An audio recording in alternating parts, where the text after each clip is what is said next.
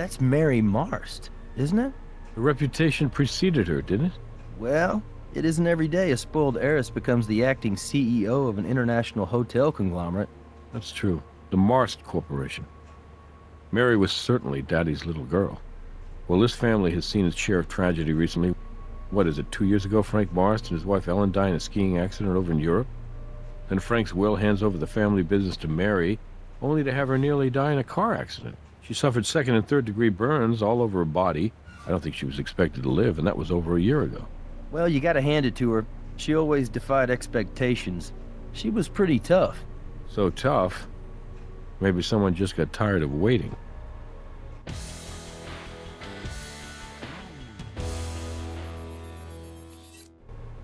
Mary's hospice nurse and her stepsister Jane Barrett found her like this. I'll let you guys go to work. If you need anything, you know where to find me. Okay, partner. Ready when you are.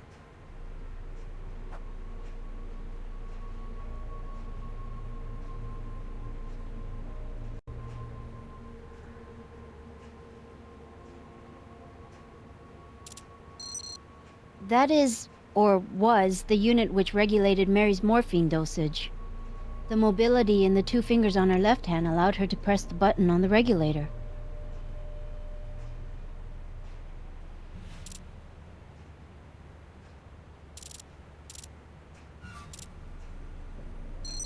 By breaking the regulator, there'd be no control over how much morphine Mary was receiving. There'd be no way to monitor it. If Mary pushed the button too often, then a small safety latch inside the regulator would engage. The latch blocks any further signals into the mechanism dispensing the morphine. It's what prevents an overdose.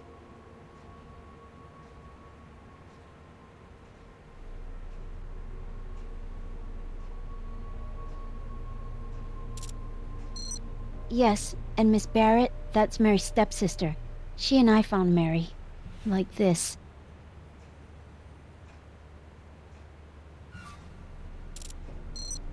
About 7:45, I think. Miss Barrett visits us every Sunday and she usually arrives by 10 o'clock, but today she was early. She rang the bell about 7:30. Miss Barrett and I were together when we came into the room and found Mary just like this. I was just devastated.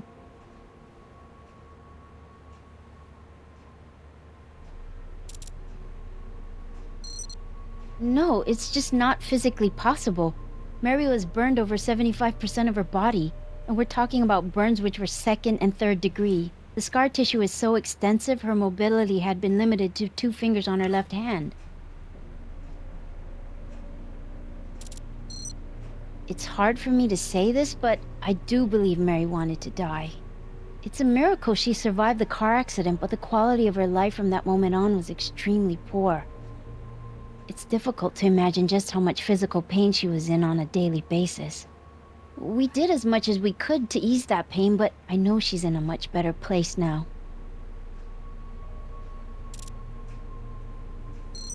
Could she talk at all? No, the damage to her vocal cords was too severe. And she couldn't move enough to sign either. Miss Barrett once purchased a computer for Mary so she could literally talk through it. But even though you could operate the voice software with the touch of a button, Mary showed no interest in it.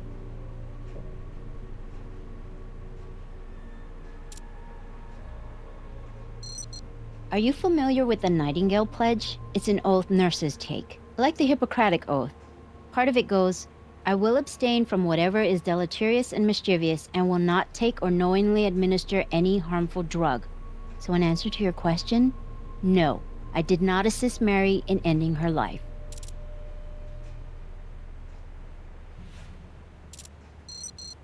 I have a small room at the house. Family prefers I refer to it as the chalet. Anyway, when the family hired me, it was with the understanding that Mary required 24-hour care.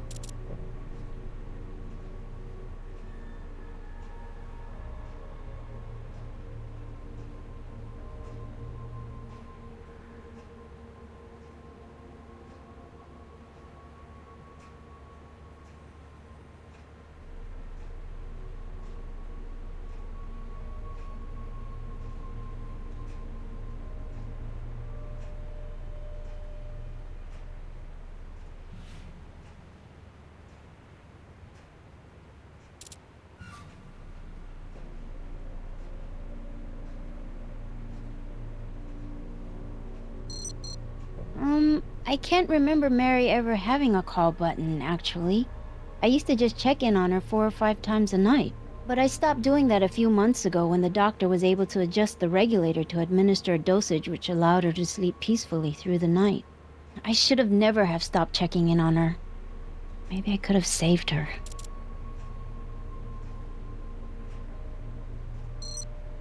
No, Mr. Barrett, I mean John, Mary's brother, well, stepbrother, actually. I'm sorry, it's a little confusing. He lives in the chalet. He told me he moved in right after they decided to check Mary out of the hospital. She hadn't been expected to live very long, and they thought it would be nice for her to live out the rest of her days looking out over the waters of Lake Merritt. He spent a lot of time with her every day, talking to her, reading to her. They were very close. When we couldn't revive Mary, Mr. Barrett got very upset and left the house.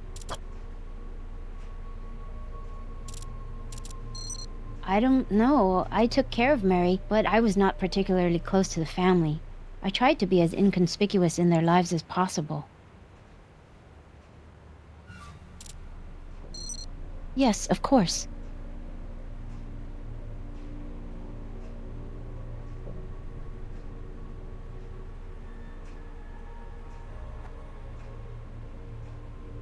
Shoe impressions? Left in mud? The mud's still moist, fresh.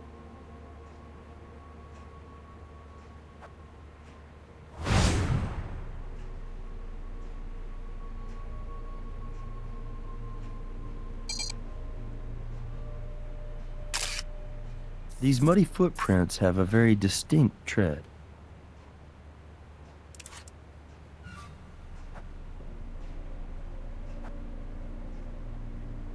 Have you ever seen one of these before? It's a device used with an IV to monitor a patient's dosage of medication. So it looks as though if Mary were experiencing some pain, she could just push this little button here, and the regulator would release a dose of morphine into her IV.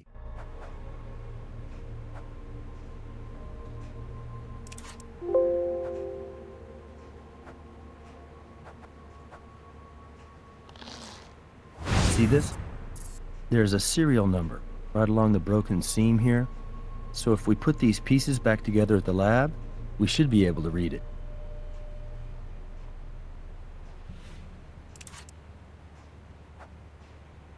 Bottle of morphine. So there has to be a switch inside that regulator unit which prevents a patient from overdosing.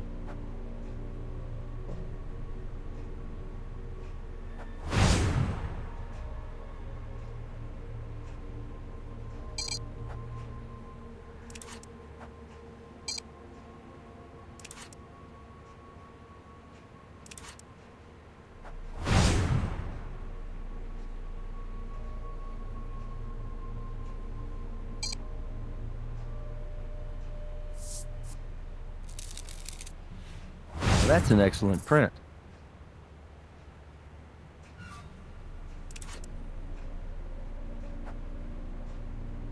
So once we've processed the scene, we'll call Robbins and arrange for the body to be transferred to the coroner's office. We'll get a better look at the body at autopsy.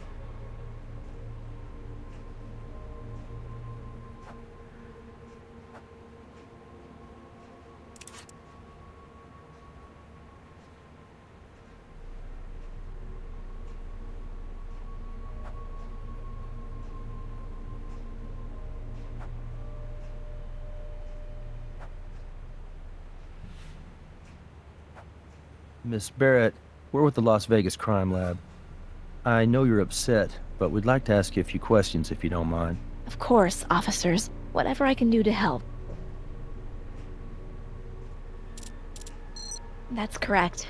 Mary's nurse and I discovered the body this morning.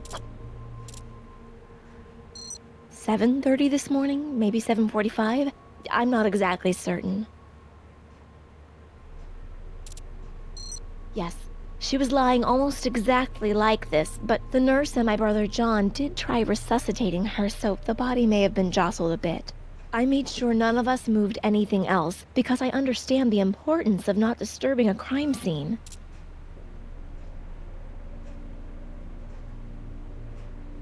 Her morphine regulator was smashed. Mary couldn't do that. Poor thing could only move 2 fingers on her left hand. God bless her. I pray she's in a better place now. You'd think anyone living like this would want to die. Not Mary. She was a fighter, and she was a real inspiration to me. When I moved away from here, I thought I'd never come back. But after Mary's accident, I started flying in from LA every Sunday. I swear to you, as God is my witness, Mary wanted to live. Yes, I live in Los Angeles. I work for a public relations firm, but like I said, I fly out to visit Mary every Sunday. Yes, that's right. I'm sure you've heard of my stepfather, the self-proclaimed hotel tycoon. The bust is almost as imposing and impressive as the man himself. He and my mother died less than a year after it was commissioned. They were skiing in the Swiss Alps. I can tell you, everyone was shocked when the living will entrusted Mary to step in as the acting CEO of Marst Hotel and Entertainment. Well, needless to say, no one thought a party girl could take over the reins of a multinational travel and leisure conglomerate, including me. But I have to admit, we were all wrong. Tragically, the very same night she announced her retirement and appointed her successor, she crashed her car.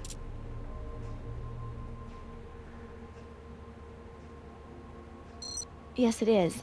She was so badly burned, the doctors told us she wouldn't live through the night. I will never forget the look on my brother's face when he heard the doctor say that.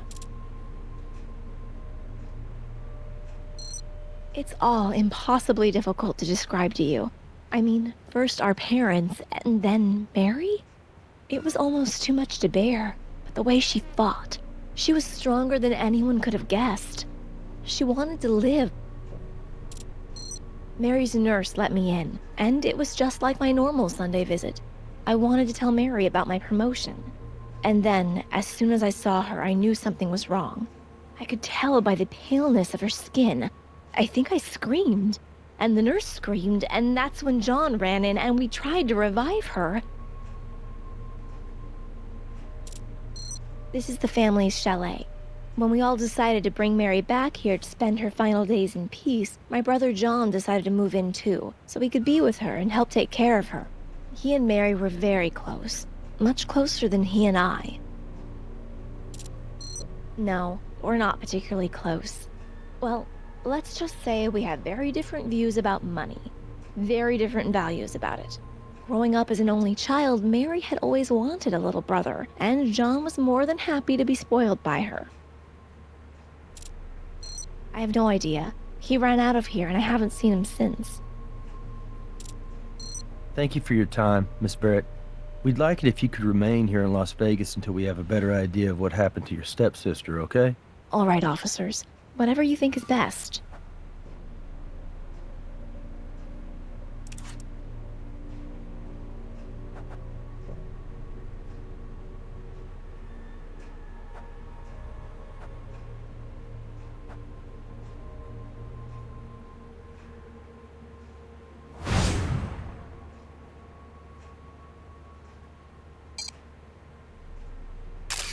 We should compare these footprints to the ones we pulled from the next room. Look like anyone you know? Maybe not. This bust is of the late Frank Marst, Mary's father. Looks like it's made of solid bronze.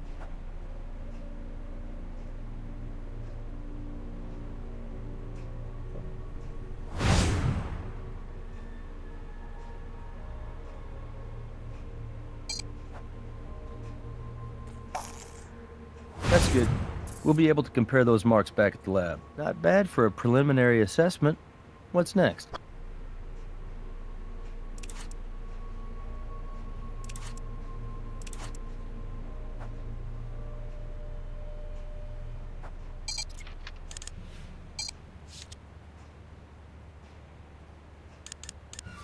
I'll call Robbins, tell him to send somebody down here to pick up the body, and I'll make sure the officers hold the scene for us, just in case we need to come back here.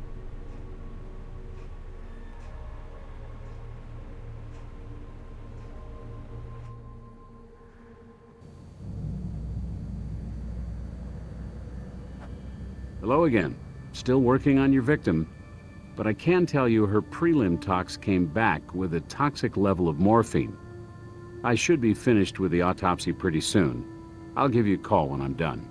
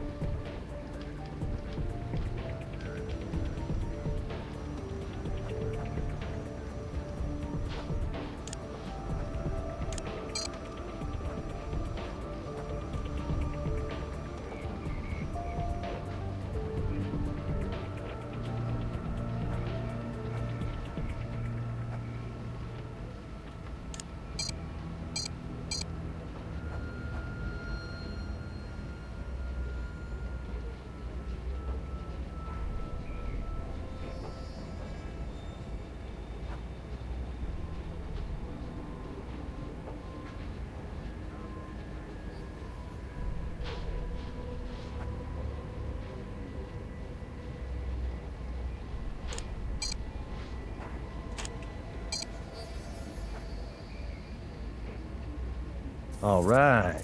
Now we should be able to read the serial number. I'd collect those bits of metal, too. They weren't part of the regulator.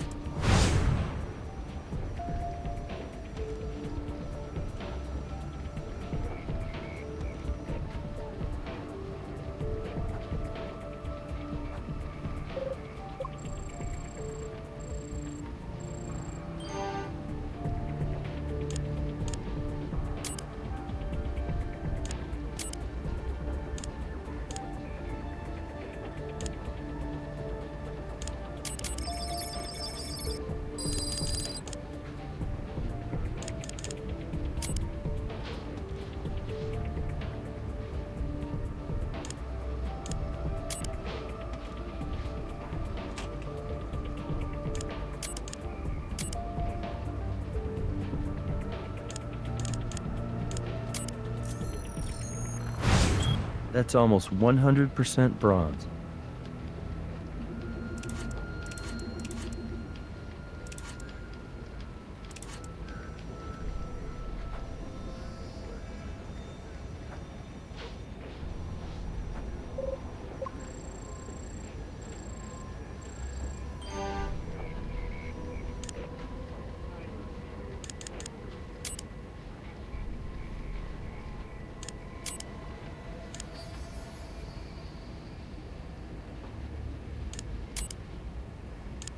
Same tread, same size.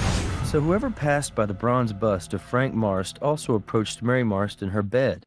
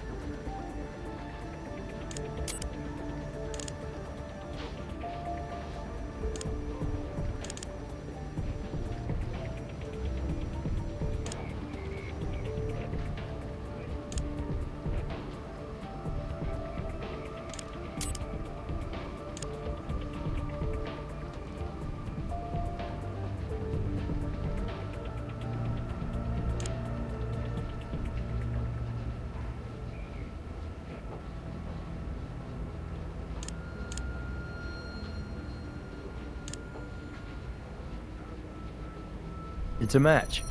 That bronze trace we found in the broken regulator pieces came from that bronze bust of Frank Marst. The evidence suggests someone took the bust from the front room and used it to break open the regulator. Then they removed the morphine control inside. Then the murderer pushed the button on the regulator to give Mary an overdose of morphine. If Mary was awake, she would have been forced to lie there and see it all happen, helpless.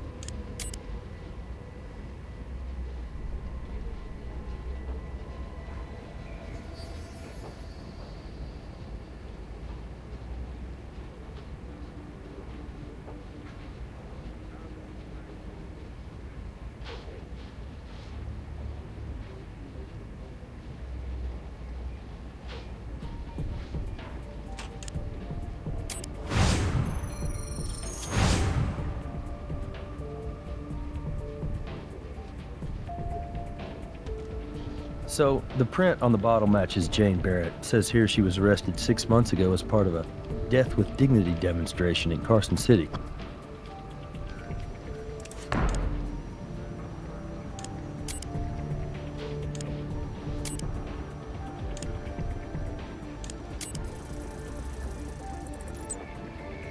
That's the record of Mary Marst's morphine usage. Take a look at the line of continuous usage during the last entry. I'd be surprised if that's not our cause of death right there.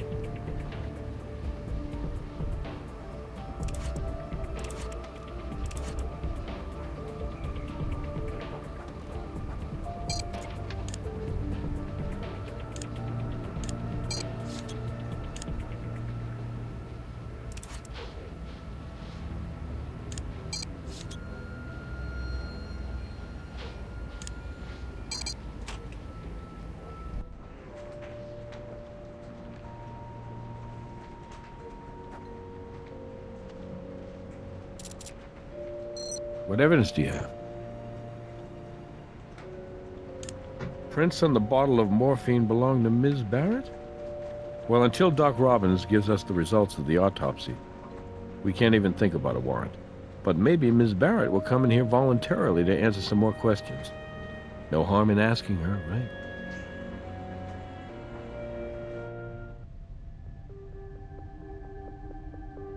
Thank you for coming in voluntarily, Miss Barrett. Of course, officers. I'm happy to help with your investigation. To be honest with you, I'm uncomfortable with her appearance. She's trashy. She wears that nurse's uniform more like a stripper than a caregiver. However, John seems to think she does a good job, and Mary approved of her. No, of course not. Mary had already passed by the time I got here.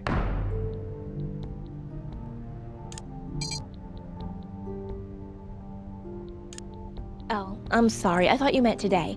I did change her morphine when it ran out during my visit last week. Euthanasia? Well, It's one of those...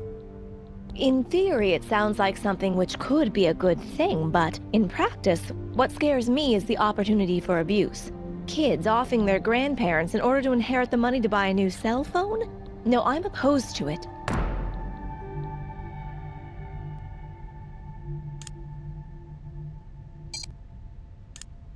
Miss Barrett, are you aware that your fingerprints are on record because you were arrested 6 months ago at a death with dignity demonstration in Carson City? I wish I could chalk that up to youthful indiscretion, but obviously I was old enough to know better. Suffice it to say, my politics 6 months ago had more to do with my personal relationships than my personal beliefs. I don't mean to suggest that there's anything wrong with the death with dignity people. It's just that I wasn't really with them, if you know what I mean.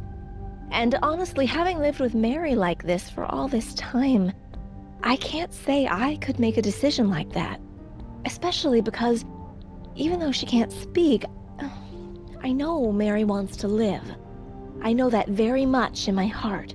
Ms. Barrett, could you tell us your whereabouts for the last 24 hours? I live in Los Angeles. I come up here to visit with Mary once a week. I flew up here this morning. By that look on your face, I'd imagine you'd also like to know if anyone can verify what I'm saying, but I don't think anyone I know saw me. Oh, wait. Hold on. Actually, I have this excellent home security setup. Superior security systems. You see the way it works? You're either in the away setting with the motion detectors on, or the home setting with them off. They gave me an application for my cell phone that tracks when I'm home and when I'm away. I can send what it recorded for the last 24 hours to you, and you'll be able to see I was home, right up until I left for my flight this morning. Okay. Send us those records, Ms. Barrett. But we'll still have to authenticate them with your security company. So I just got the records for Jane Barrett's security system from Superior Security. Looks like they check out. According to the records, Ms. Barrett was at home last night at 11. You know, the Marst family is still a pretty powerful player in this state. And it's pretty much an open secret that John Barrett was set to inherit everything when Mary Marst died. Jane Barrett wasn't even going to get a little something for the effort. Well, being left out of the will is a possible motive, but what do we think about Jane helping Mary end her own life, trying to give her death with dignity? You know what death with dignity is? It means you don't drool. I think when you have a family with a lot of money to fight over, I don't trust any of them. But if Doc Robbins tells us the time of death clears Jane Barrett, then I'll move on to the next best suspect, family member or not. Vault Insurance Company was only too happy to provide us with their claim file on Mary Marst's accident. Hey, Robbins here. Sorry if I slowed you down any, but I was finally able to determine your victim's time of death. You're looking at somewhere around 11 p.m. last night. Why don't you meet me in the morgue when you're ready, and we can go over the rest of the autopsy results.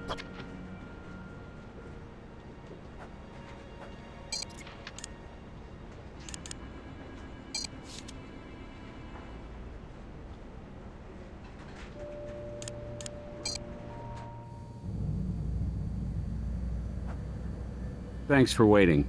Ms. Marst's previous injuries, which resulted in extensive hypertrophic scarring, made my job a lot more challenging than I'd expected. I'm sorry if I've slowed you down any. Just because something walks like a duck and quacks like a duck doesn't mean we shouldn't assume it's a duck.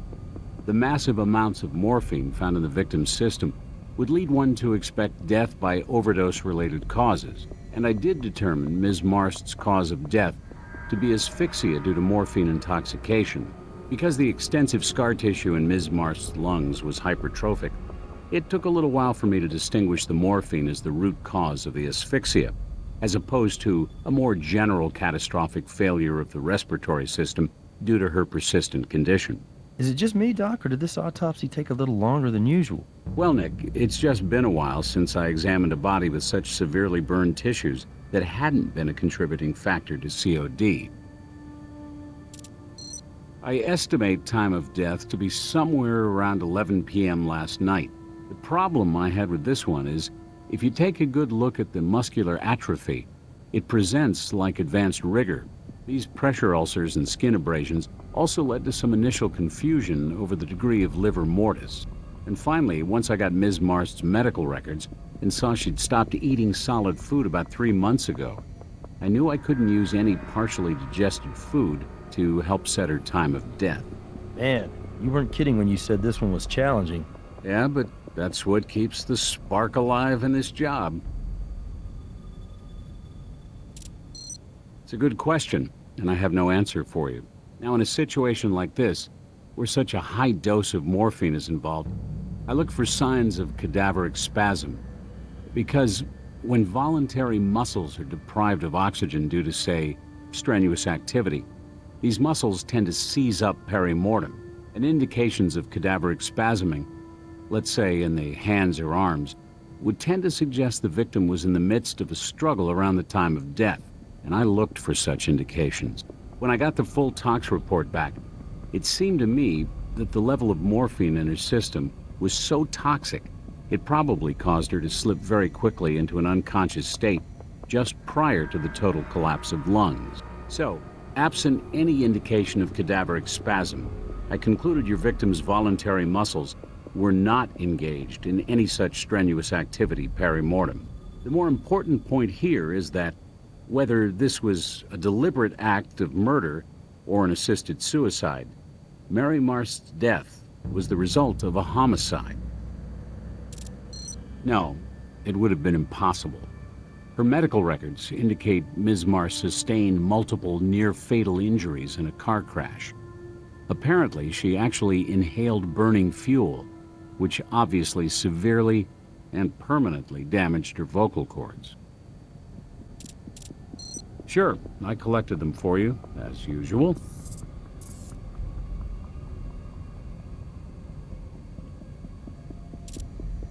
Anything I can do, feel free to take a closer look at the body yourself.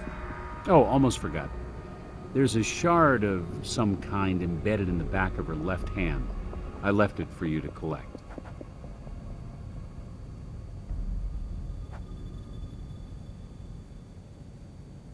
Scar tissue here is extensive, as well as hypertrophic.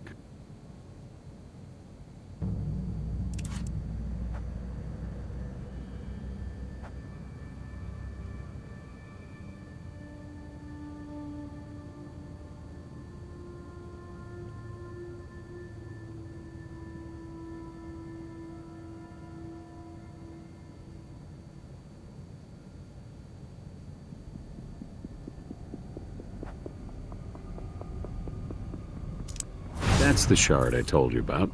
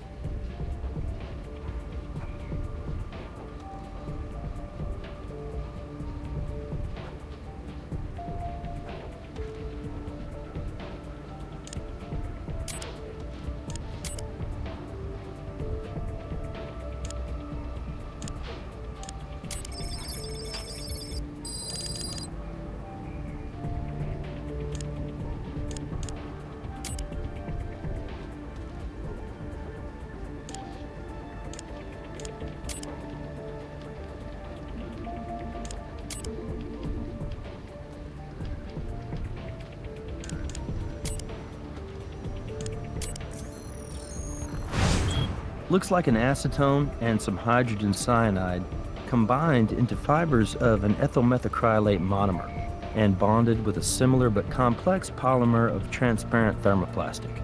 It's a tiny piece of a cosmetic fingernail. I wonder, when was the last time Nurse Lou had her nails done?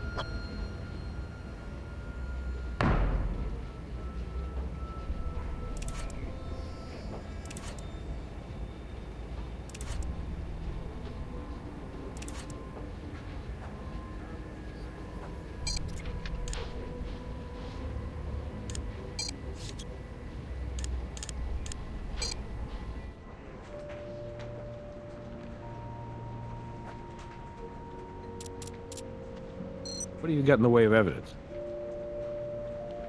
What if we do this? I'll talk to the nurse, see if she might be willing to come down here voluntarily to answer some questions. Maybe we'll get lucky.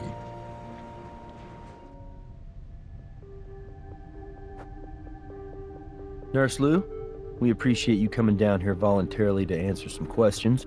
You're welcome. I don't think there's any more I can tell you, but I'd like to help you if I can. These? Yes, they are.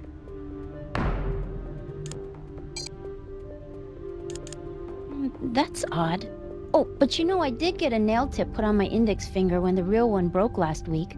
It's been on my hand all week, so I guess I kind of forgot about it. But you can see it's not chipped or anything. I don't know for sure. I do know there's an area down by Lake Merritt where the family keeps their boat, and Mr. Barrett, he likes to go down there when he wants to be by himself. Given what's happened, I wouldn't be surprised if he's there now. Mr. Barrett would tell Mary about the boat and the lake and how it was the only real place in the world he could find any peace. He and Mary spent a lot of time together. He would sit there beside her and carry on a conversation as if she were talking right back to him. I wasn't eavesdropping, I just couldn't help but overhear their talks. Or his talking, that is. Mr. Barrett is my employer. He pays me to provide home care for his sister. Honestly, I can't say I really know Miss Barrett. When she came to visit, she would seem uncomfortable. But seeing someone you love in the condition Miss Marsh was in, well, it's very, very difficult. So I tried not to take anything personally. Thank you, nurse. We may call you in if more questions come up. I understand.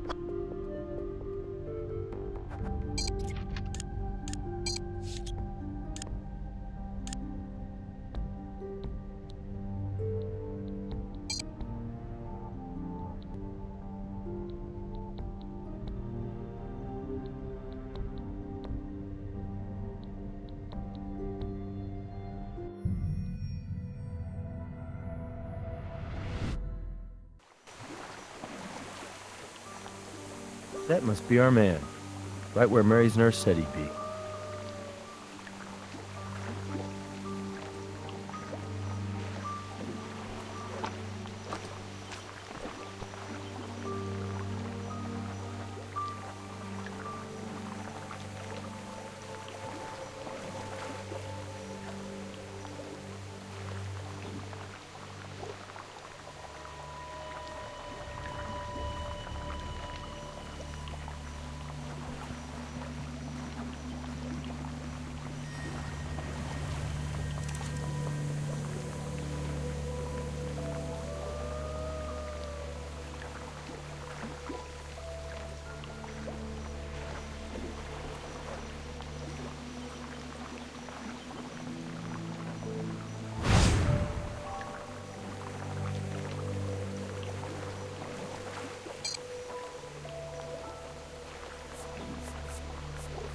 Well, no one will ever accuse you of not being thorough. I'd say you might be overdoing it a little bit, but it never hurts to practice, right?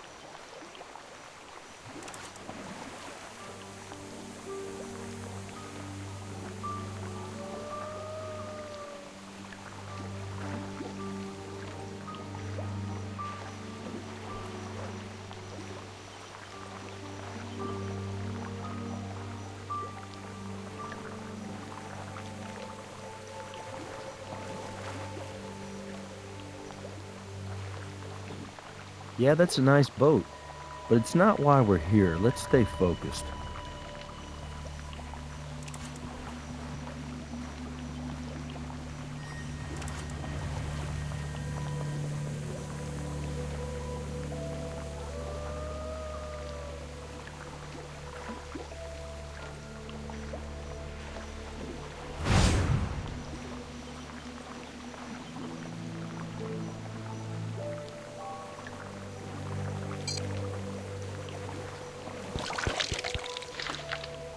Good idea. We can use the microscope to compare the mold against any prints we find.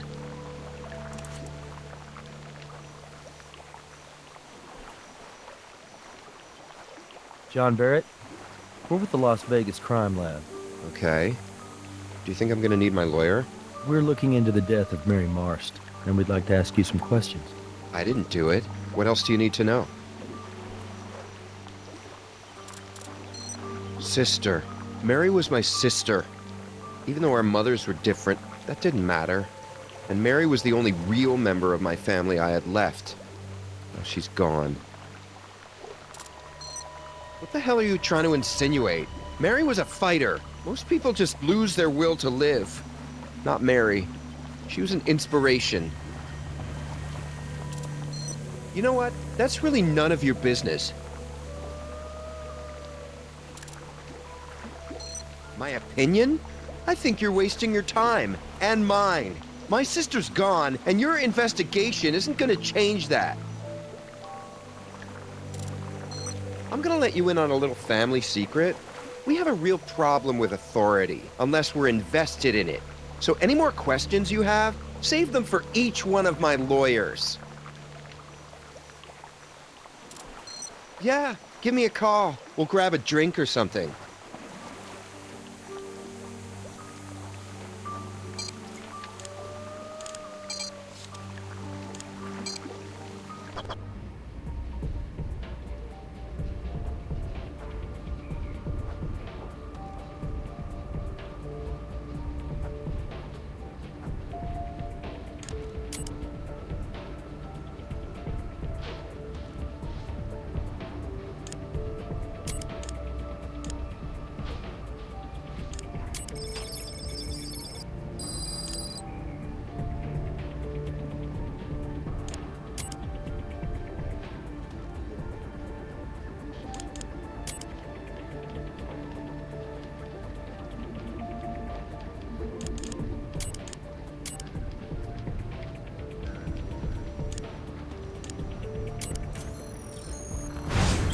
It's petroleum oil with a very low ash content.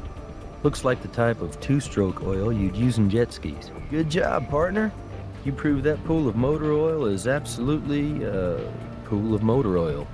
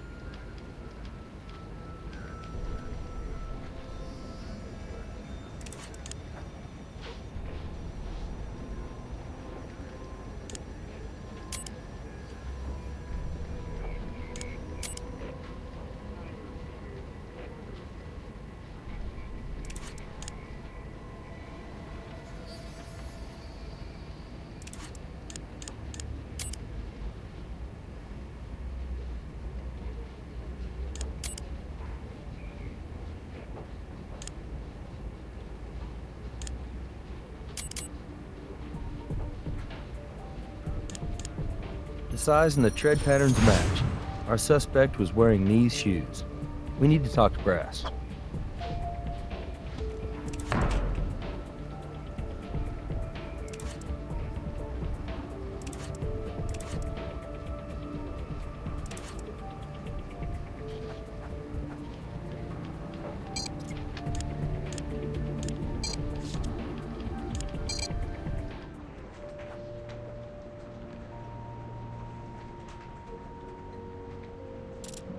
Based on what evidence? This is good. We can get a warrant to search the kid's room with this. Problem we have now is it's Sunday, which means the judge is indisposed on one of several possible golf courses. I'll have to chase him down to get the warrant to search John Barrett's room.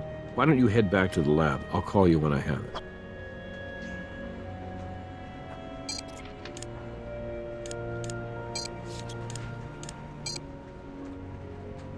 Recognize him?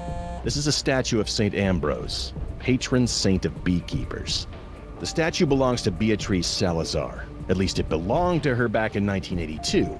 That dried blood there belonged to her husband, Miami drug lord Humberto Salazar. The theory goes Humberto Salazar fell in love with a beautiful teenage prostitute he plucked off the streets of Mexico City. She got the house, the car, and the drug empire. He got St. Ambrose to the head. At the time, nobody could find any physical evidence to tie Salazar to her husband's murder, but obviously, we've come a long way since 1982.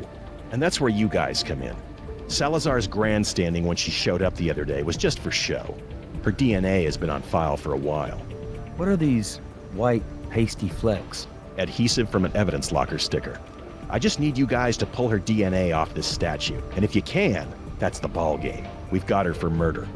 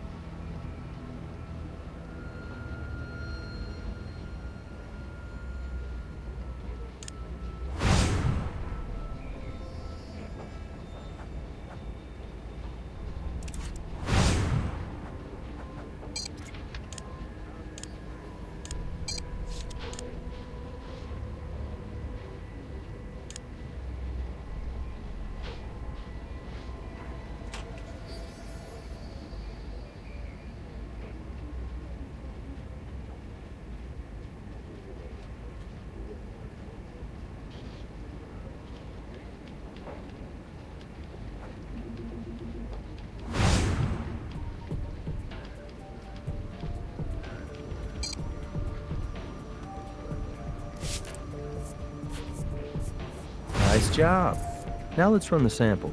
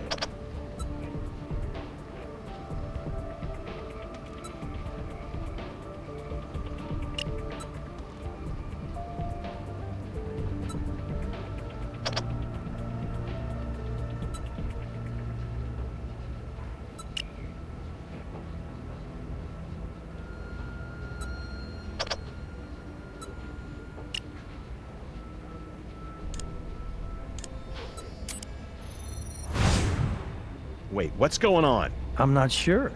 Somehow, proteins got denatured, cooked. They're useless. Son of a bitch. What the hell happened? It doesn't make any sense. The concentration of sodium lauryl sulfate is way too high. But I was standing right there beside you. I saw you prepare the sample correctly. Damn it, I can't believe this. I'm taking this statue back into my custody, and I'm going to make a formal request to the deputy director and to your sheriff that an investigation be immediately conducted into the CSI's possible malfeasance. Mr. Stokes, I would suggest you take this matter into your own hands before it brings down this entire lab. Tell me something. Are you just incompetent, or did you just deliberately destroy potential evidence? I know this sounds crazy, but I think Agent Huntby set us up.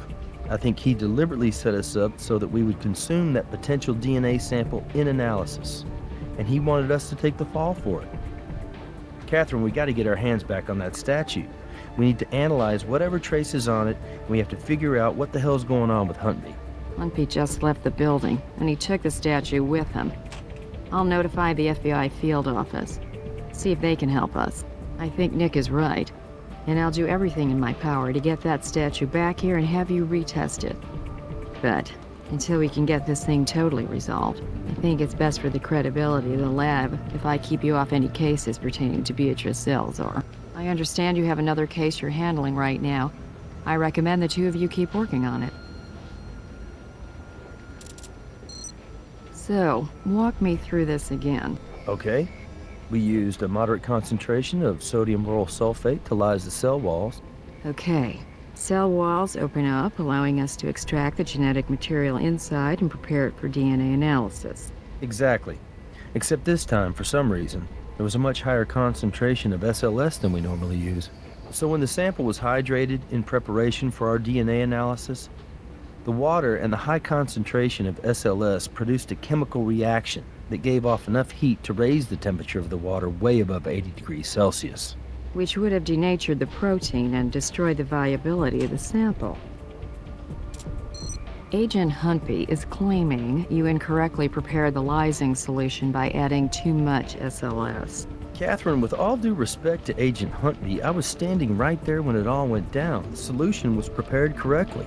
Now, as we were swabbing the sample, I did notice a trace amount of some sort of pasty substance on the back of the statue. So I asked Agent Huntby about it, and he said it was just some glue residue from an identification tag.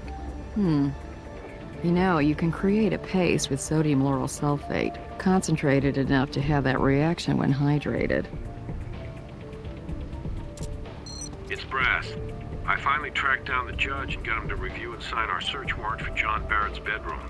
It's a go.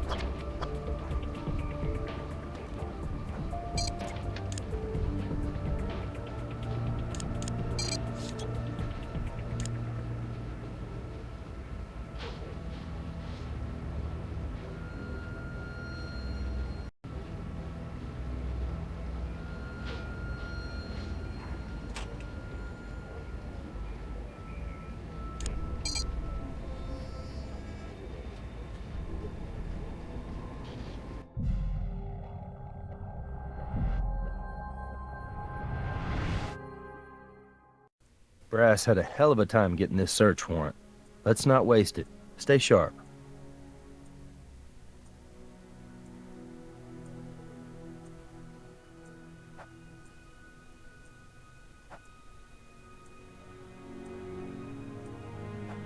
This guy may be rich, but lucky for us, he obviously doesn't pay for a daily maid service.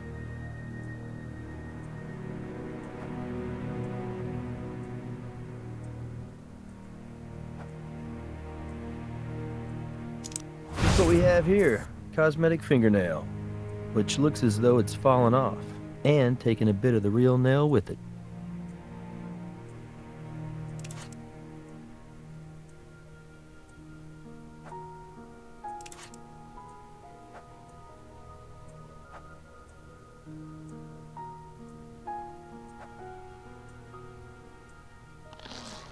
Parts of the job, right?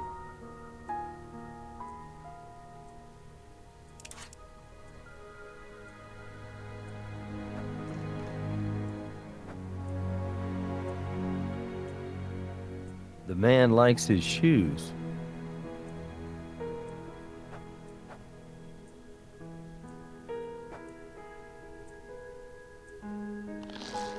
One of my shoes looks like it hasn't dried.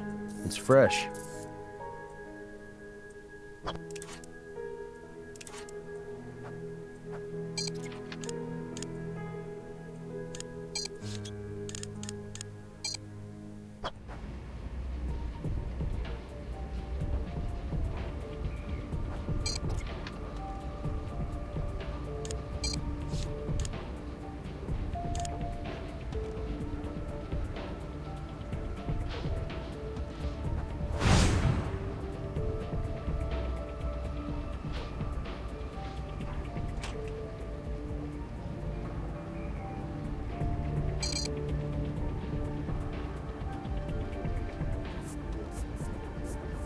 That sample may allow us to positively identify who the nail belongs to.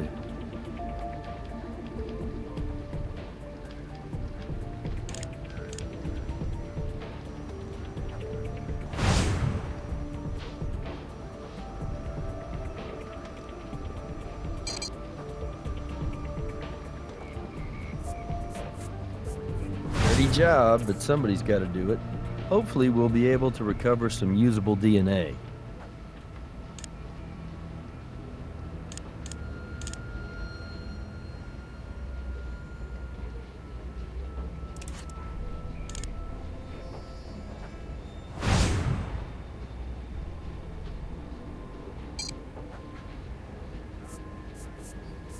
If we're lucky, we'll find out if she had a partner.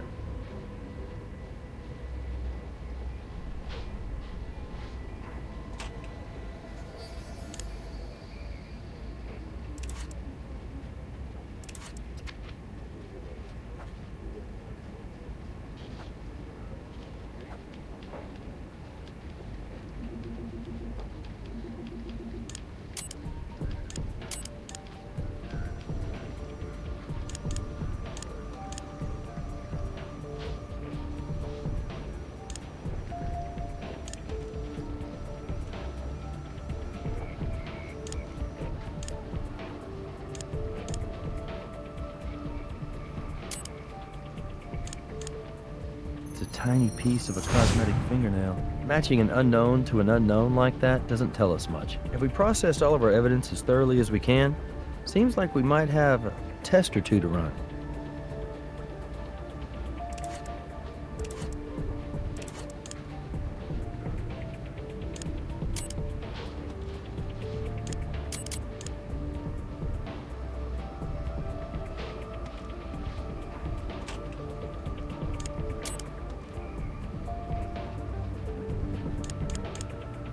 The tread of this shoe is the same size and pattern as the shoe impression we collected from the crime scene. I gotta say, it doesn't look so good for John.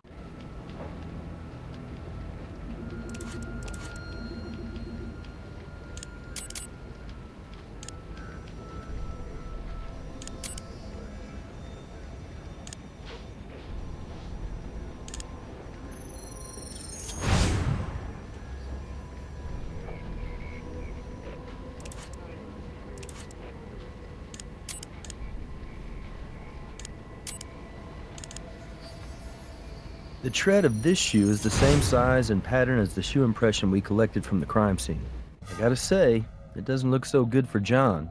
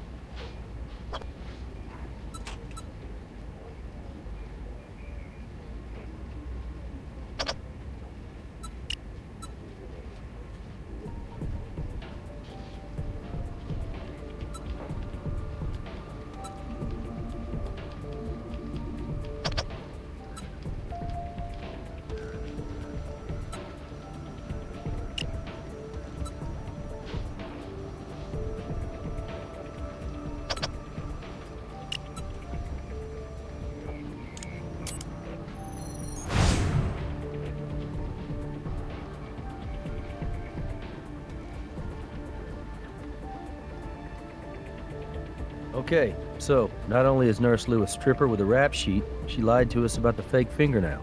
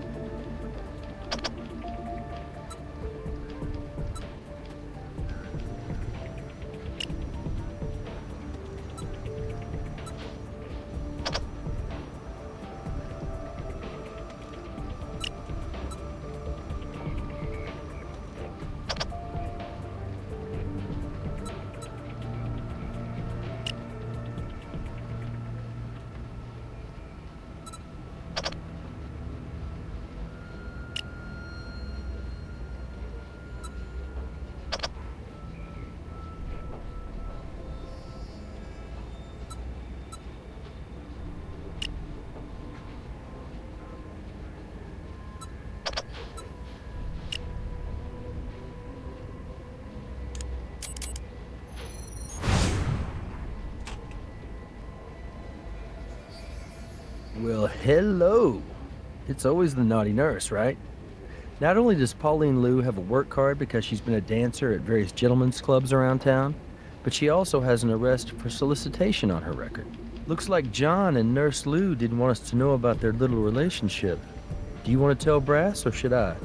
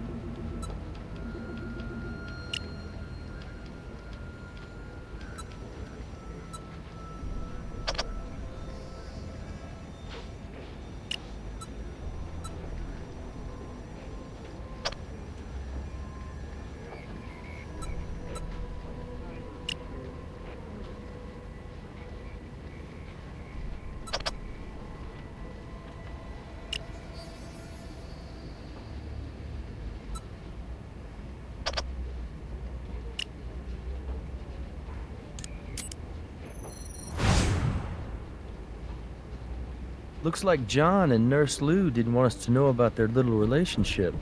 Do you want to tell Brass, or should I?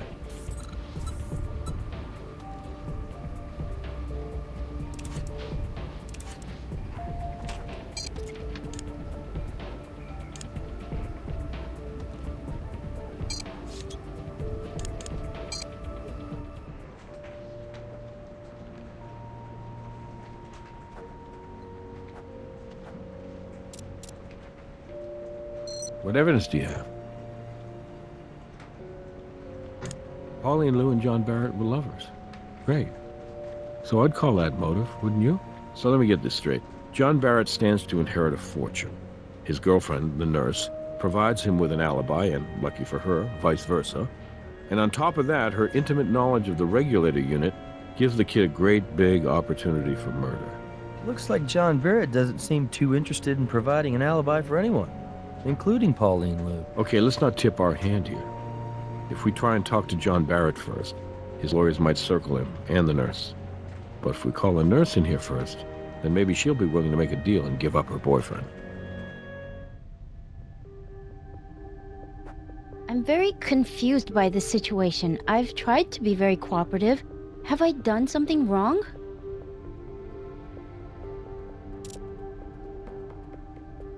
Well, like I told you before, I chipped a nail and replaced it with this one I have on. And I've had it on all week.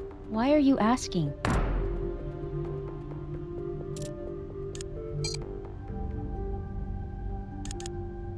Pauline, we found your DNA on a cosmetic fingernail. Oh, that's right. You know what? When I first broke my nail, I put on a different replacement. But I didn't apply it right, so then I put this one on. In fact, I didn't even put this one on. The woman who does my nails did. But I don't see why any of this matters, because that was all like a week ago.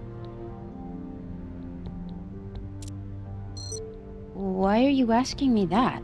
I'm a registered nurse, and Mr. Barrett hired me to provide hospice quality care to his sister.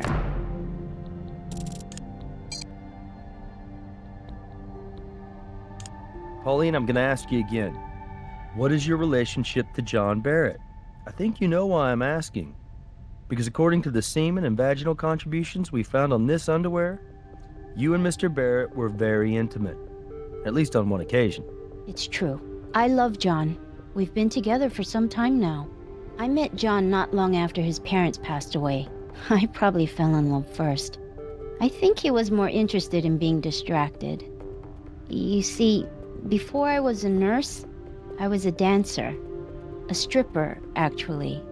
It's not something I'm proud of, but it's not exactly something I'm ashamed of either. It paid my way through nursing school. I'd always dreamed of being a nurse. And it brought me to John. But I never quite had enough confidence, or I don't know. Maybe I just didn't have enough experience to pass my certification tests. John was the only one who ever believed in me. He's the most sensitive, caring man I've ever known.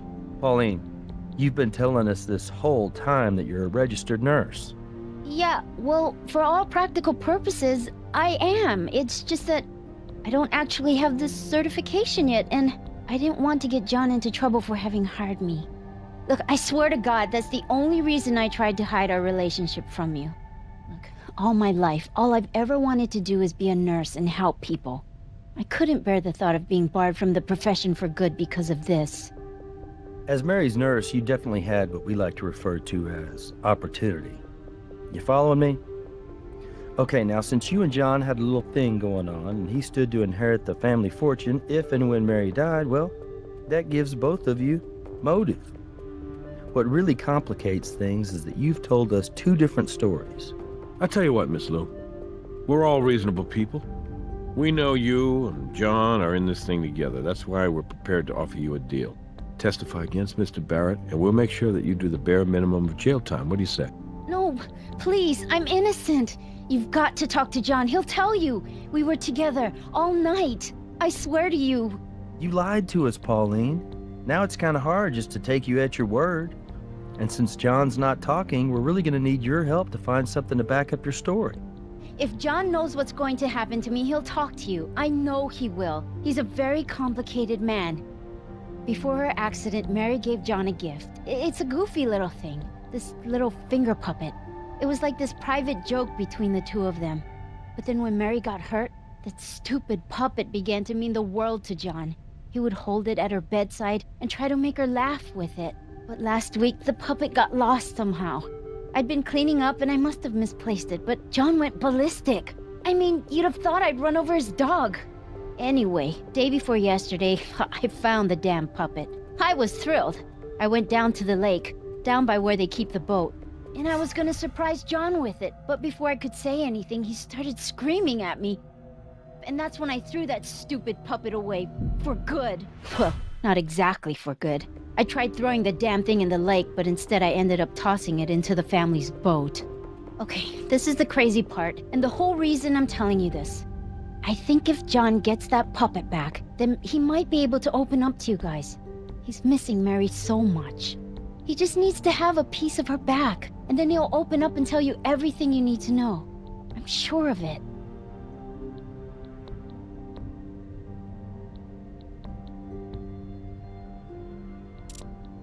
That's all for now. Thank you.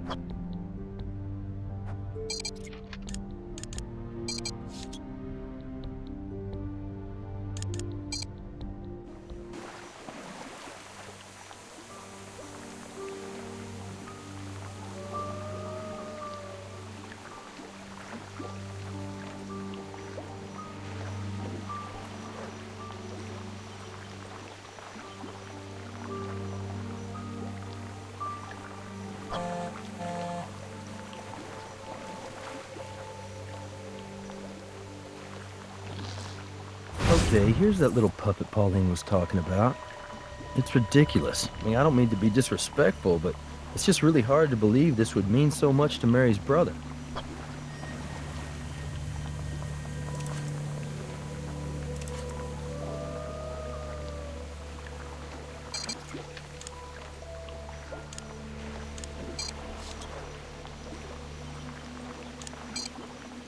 Looks like John's come out of hiding.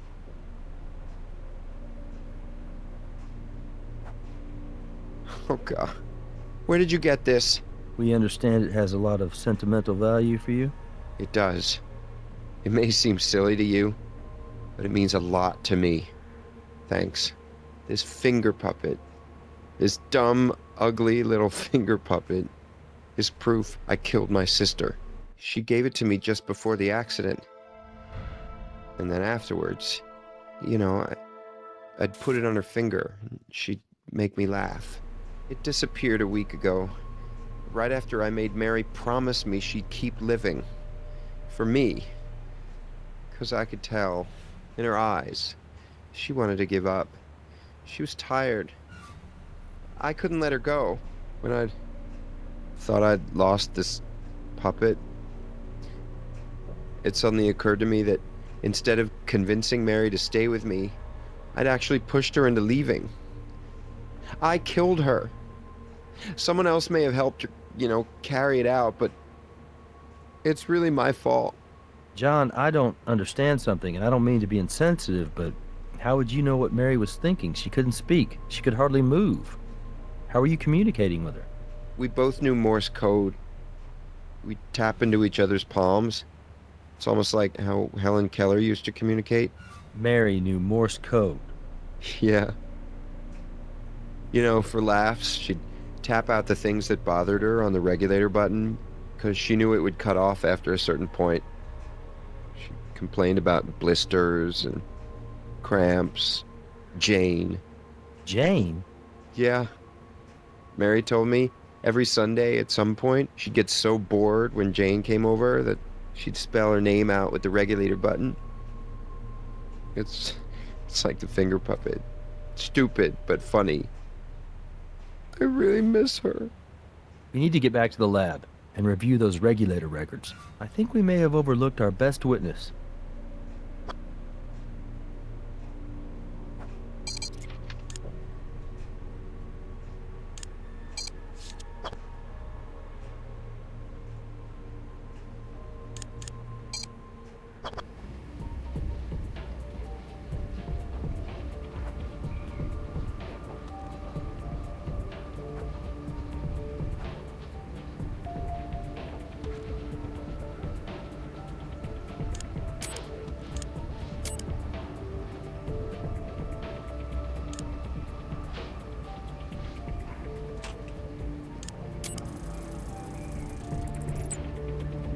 So here's what's bugging me. Every time Jane comes to visit, Mary all of a sudden has this wildly unpredictable pattern of morphine dosing. And I just couldn't put my finger on what was gnawing at me. You know, what could Mary possibly be thinking? And then it hit me. If you were to take Mary's erratic pattern and filter it through the computer as a Morse code pattern, did you see Mary's final message right before she died? J-A-Y-N.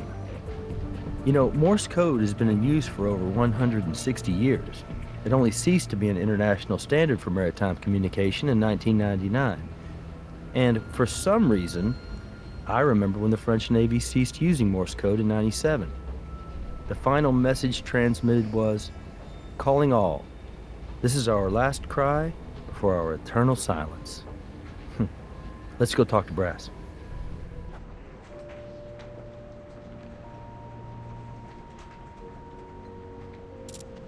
What do you got in the way of evidence?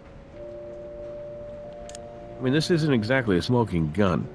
Jane Barrett may have had opportunity, but as far as we can tell, she hasn't got a motive. Now, our little John and Nurse Lou, they have motive. I'll see what I can do, but now that John's more willing to cooperate, why don't we talk to him and see if he lets something slip?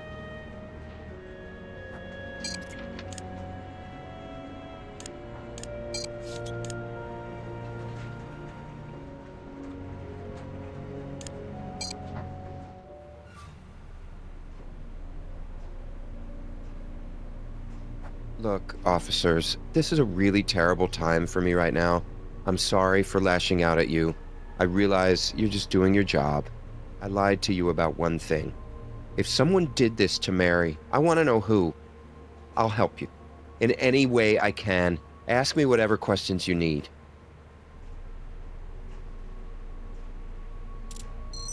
I could talk about Mary all day if you wanted me to.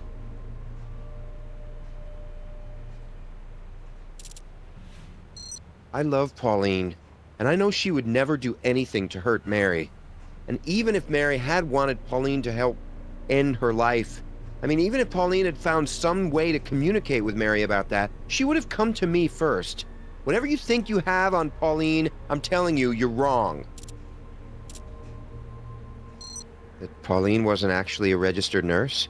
Yeah, Mary knew. She didn't have a problem with it. She liked Pauline a lot. She also knew how I felt about her. I think Mary probably thought I could do better than an ex-stripper, but she was happy that I was happy.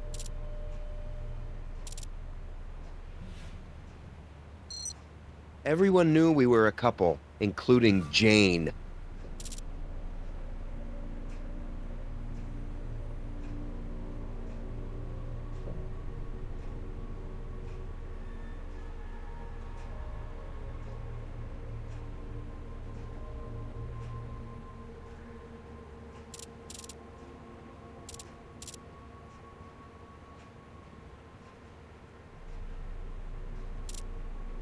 Pauline doesn't know Morse code. How could Mary have asked her? I know you probably think I'm blinded by love or something, but Pauline couldn't have been the one who ended Mary's life.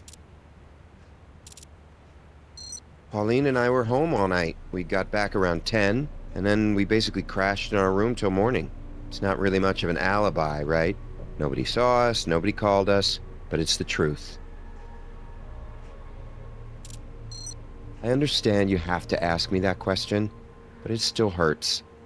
And the answer is still, no, I did not kill Mary. You see, John, the problem is, absent you having an alibi we can confirm, the evidence we have right now suggests that you had both opportunity and motive in your sister's death. What evidence? Well, for one thing, we found a shoe impression beside your sister's bed. It was left in fresh mud. We were able to match that impression to the shoes we found in your bedroom, the ones which still had caked mud on them.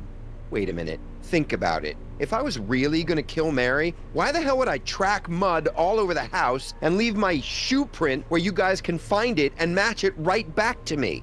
You ever hear the expression consciousness of guilt? It means deep down, you might have subconsciously felt guilty for doing what you did. I didn't do what you think I did. The thing is, I have another pair of shoes just like those. I keep them on the boat. Somebody else could have used them. Somebody who wanted to make it look like I did it. Now, the weird thing is, I keep those shoes in a locked cabinet. But here's the key. Go check it out. Jane.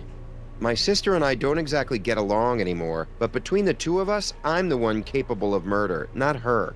Jane didn't like Mary. She didn't trust her. But then after the accident, Jane tried really hard to make things right between them.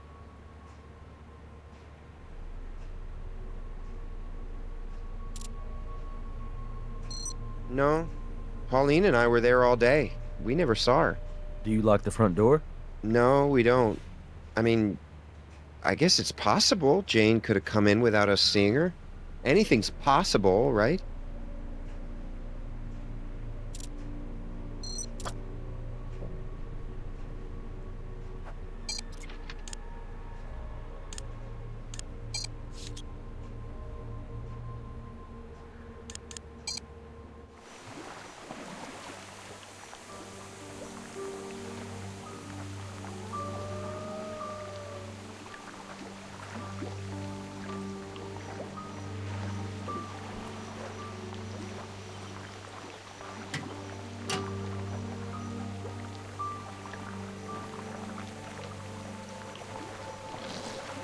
Same size and brand of shoe with mud on them. Right where John told us they'd be. Okay, now the trick is to distinguish one pair of muddy shoes from the other.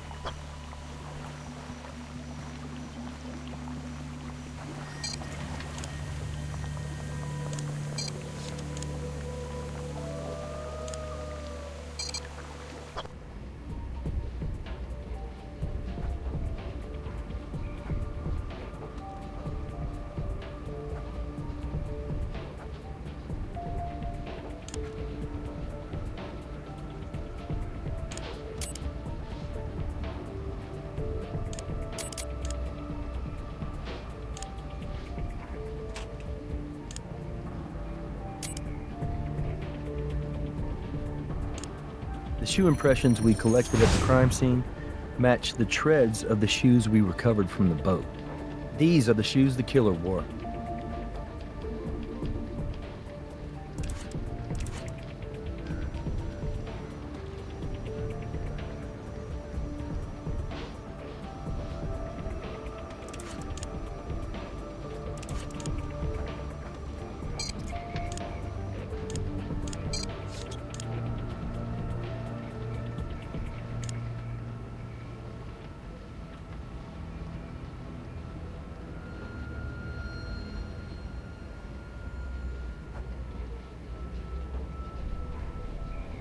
Good catch. That's a very fine strand of hair.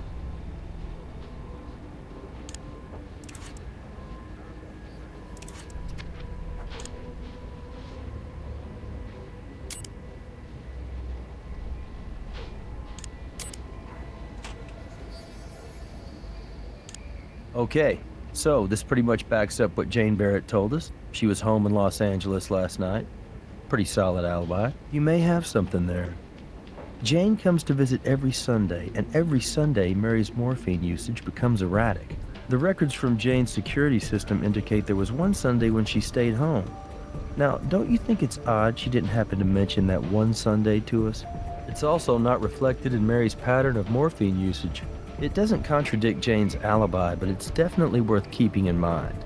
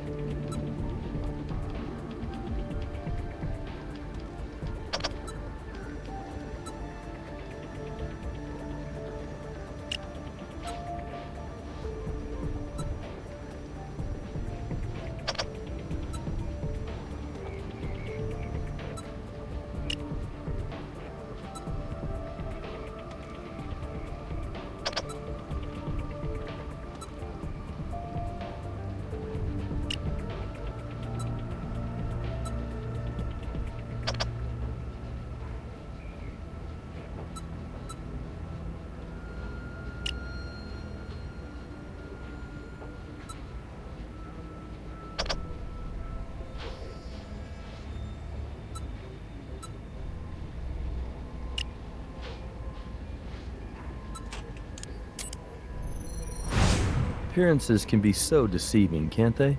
That's Jane Barrett's hair. You know what? That crime scene was staged. We need to talk to Brass.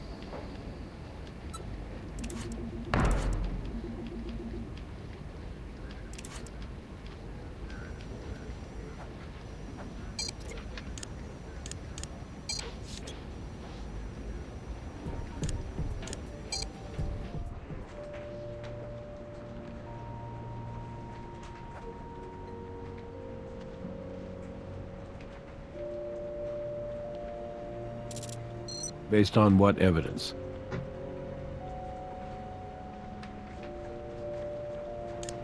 The DNA evidence puts Jane Barrett right at the crime scene. I'll get your warrant.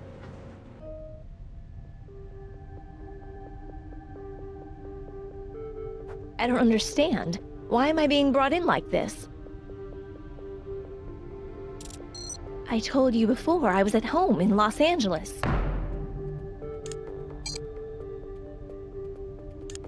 Miss Barrett, we found your DNA at a location which ties you to Mary's murder. That's not possible.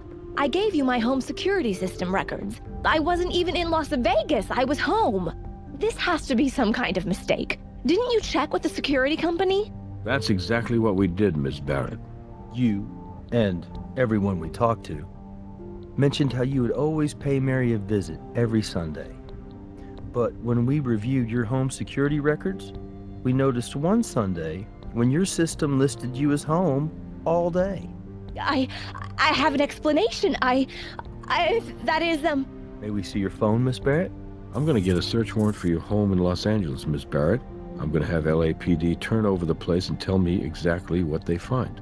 May I save you the trouble, Captain? You won't find anything there. You have no case.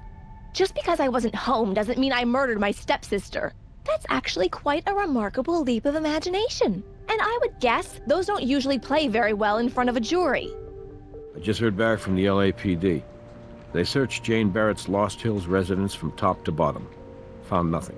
Look, maybe Jane didn't want to risk traveling around with incriminating evidence on her, so she stashed it around here somewhere. All I'm saying is, it's worth looking into.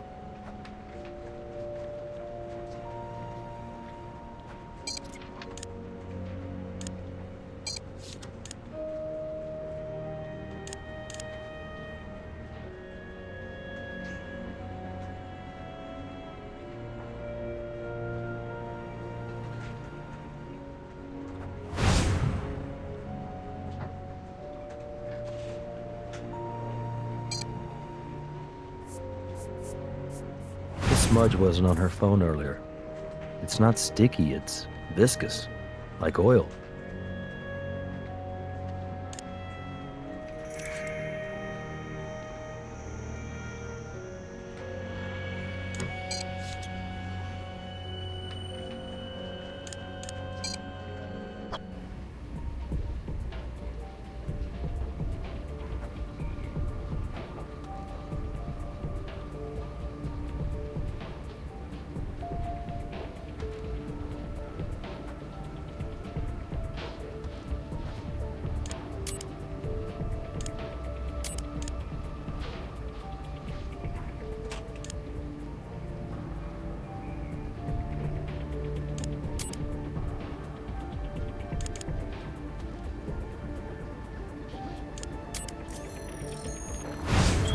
Petroleum oil with a very low ash content.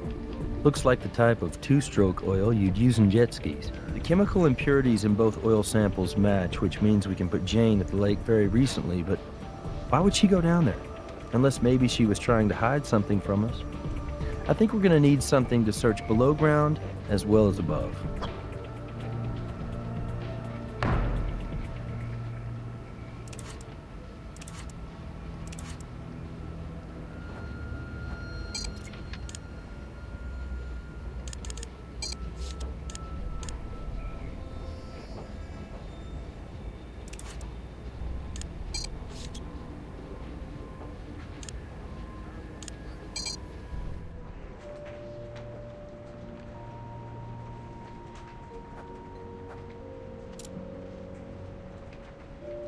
Ah, yes, the ultrasound device. It's impressive, but it's also expensive.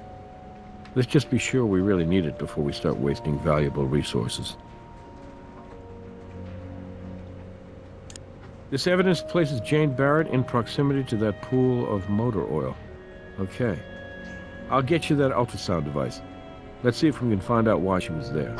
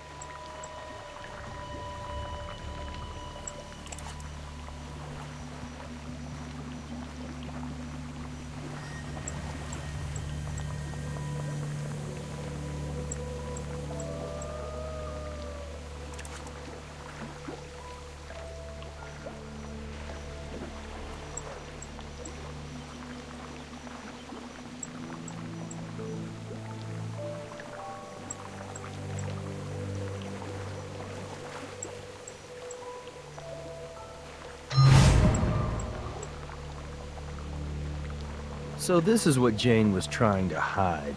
A hammer.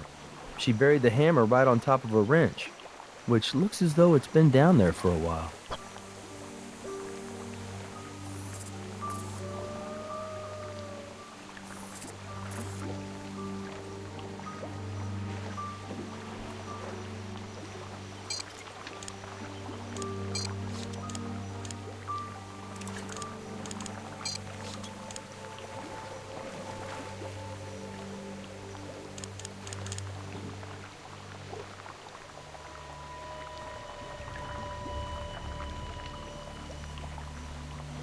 Looks like some kind of softer metal got embedded in the pitting on the hammerhead.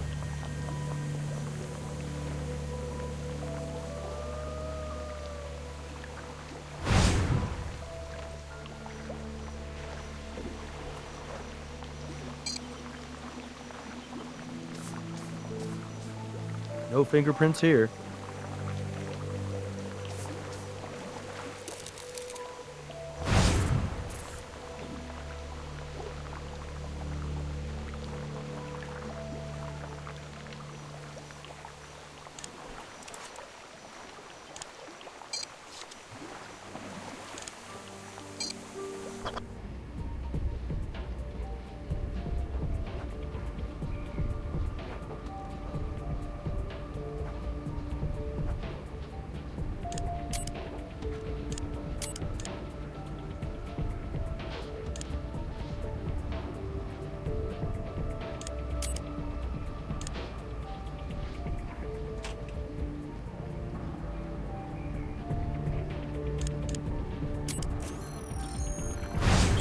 These particles are bronze, and they're a perfect match to the bronze that the bust is made out of.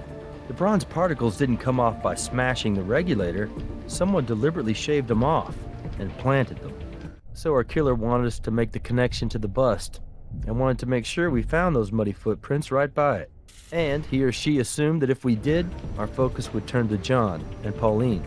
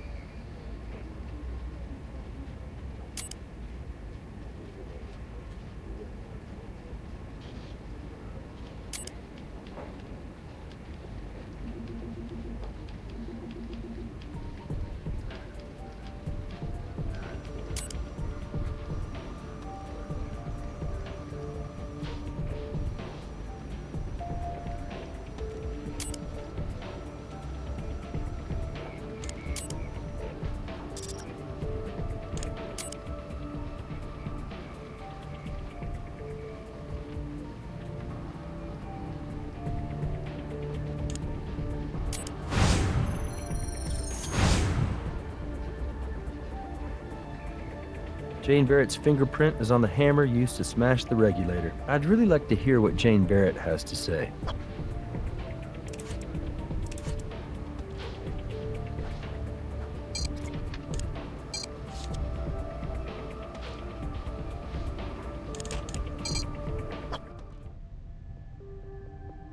You didn't find anything, did you?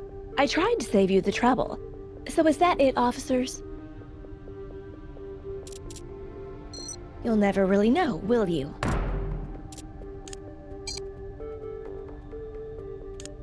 We found splinters from this hammer and the shavings of the bronze bust you planted in the broken regulator. Are you sure about that?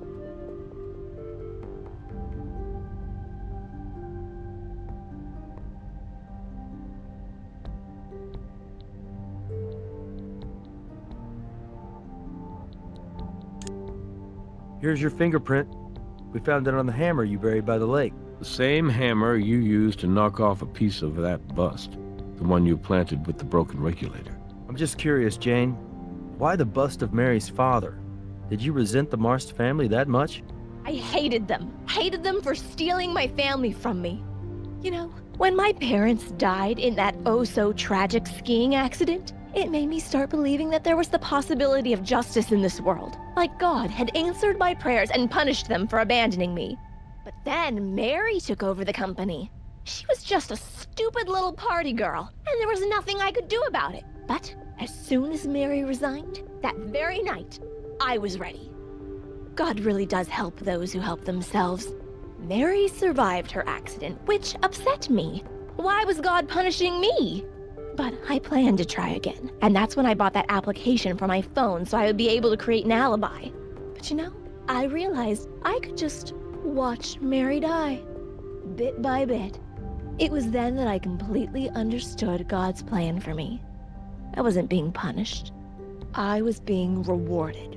And then one day, I found John standing over Mary, crying and begging her not to die because she was the only family he had left. But I'm his real sister. That very day, I snuck into John's room to find something that would lead you to him and his naughty nurse. I took a chip of her fingernail from the trash in his room. Then yesterday, I used my phone to make it look like I was home. Then I drove to Vegas. It only takes about 4 hours. In the right car, that is. I went down to the family boat, put on my gloves, got John's muddy shoes, and drove to the chalet. I waited for my brother and his whore to go to his room, and then I snuck in. I put on the shoes and took the bronze bust from the front room. As soon as she saw me, Mary started panicking, pushing her regulator button over and over and over. Do you need some help with that, Mary? I cracked open Mary's regulator with the bust, then used the hammer to chip off a bit of it. That part was for you guys to find. Then, and this was the best part, I put the broken regulator in Mary's hands and I forced her to push the button. I looked into her terrified eyes to watch the morphine melt her soul away. And then, she almost wrecked it. She looked at me, and she smiled at me.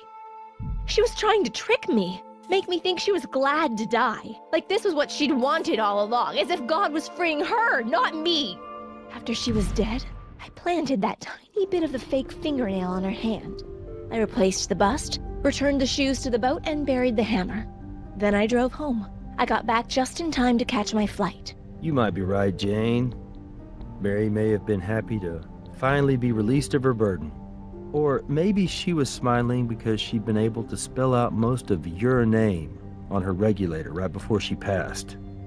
I think she was smiling because she knew you weren't going to get away with murder. Well, we'll never know for sure now, will we? I do know one thing for sure, Miss Barrett. You may have been neglected by your family, but we're going to be paying a lot of attention to you now, probably for the next 25 years to life. Very good work, you two. A confession is always a nice bonus in a case like this one. Technically, 2 confessions. One for last night's murder, and another for last year's attempted murder. You keeping score, Nikki? I just think my partner here deserves full credit for chalking up 2 scores.